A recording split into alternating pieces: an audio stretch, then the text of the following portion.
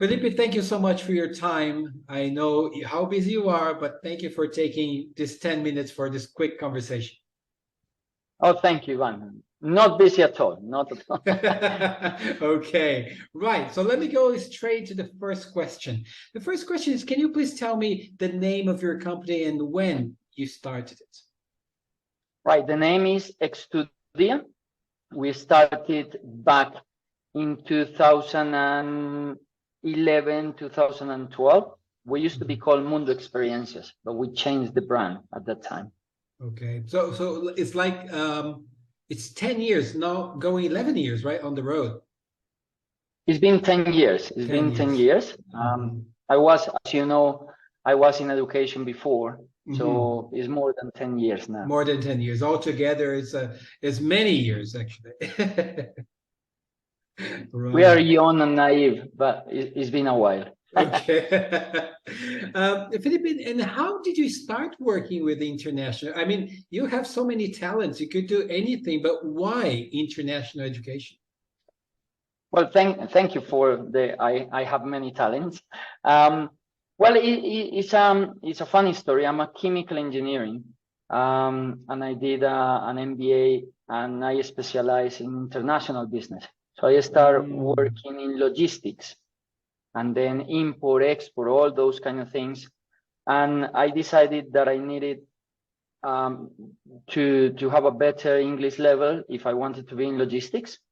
So I end up starting in UK, and to make a long story short, I started working for the school that I was studying at reception, and within a couple of years, I end up being part of the board of directors.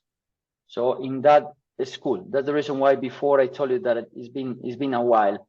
So I used to manage the all the welfare for the students at the time. We have like 20 receptionists, including managers, IT for the school, also compliances, and everything related with decisions at board level, pricing, accommodation, deferred income, all those kind of things. Then I fall in love with the industry. I fall in love being able to help students, to guide the students. I realized that we can change lives at that time, and I negotiate with this school. I come back to Colombia and set up an office for them, and then I joined Extudia, and it's been altogether like 20 years now, and it's a rewarding thing what we do. We are helping to change countries, to change lives, to change perspectives of how we see life. And I'm very happy for that. So it's a long journey. I'm still happy with what I do. Oh, that's incredible. So from chemistry to international education. Just imagine that. I think I never told you this, but I'm not an engineer, but I'm a chemical technician myself. So I think we've got chemistry there, right? Of course we do. That's great. Lovely. Now, so 20 years now, it's not a short time, it's a long time. How do you see the future of international education comparing to, 20 years on the road? You've got some experience. How do you see the future from now on?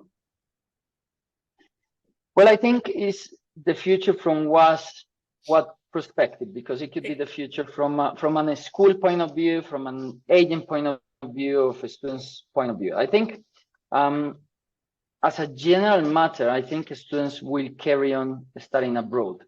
I think even if they got the right English level, every time in our countries, especially in Latin America, we need to be more prepared. Every time when the time pass, the students at the schools got or will master one language, probably English, probably French, and they will go to study higher education. So I think languages won't disappear. They will be there for a long time, but in my opinion, I think English as a second language is going to drop a little bit, because schools are doing a great job on being bilingual, local schools over here. Okay. But students will be traveling. This is not just about the academic stuff. This is about the experience, about gathering with people from other countries, knowing different cultures, embracing the culture of the country that I'm studying at.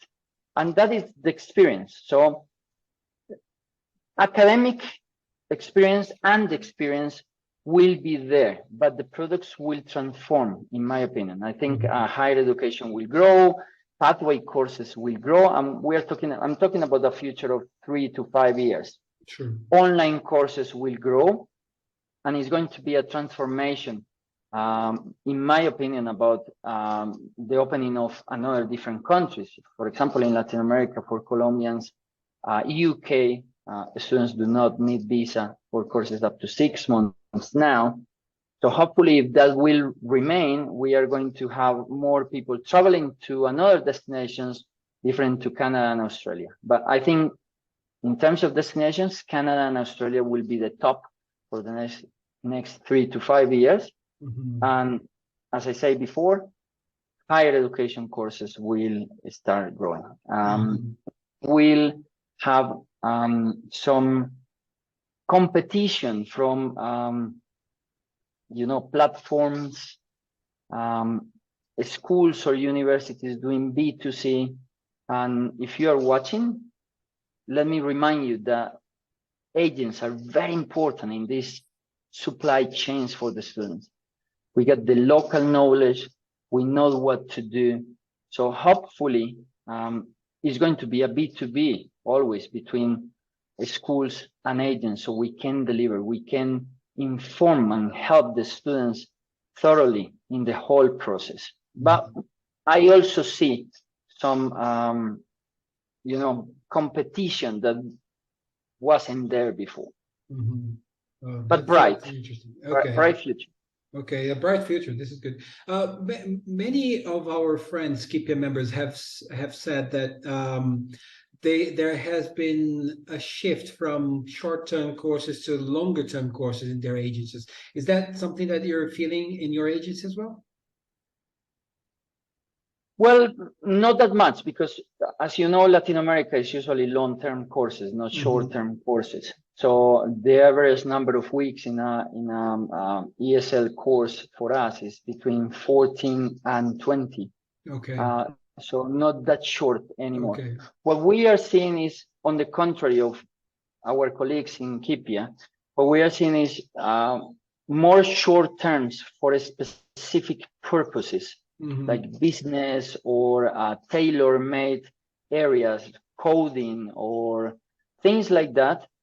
We are kind of feeling this shift. But for us, it's still long-term courses in all senses. Okay.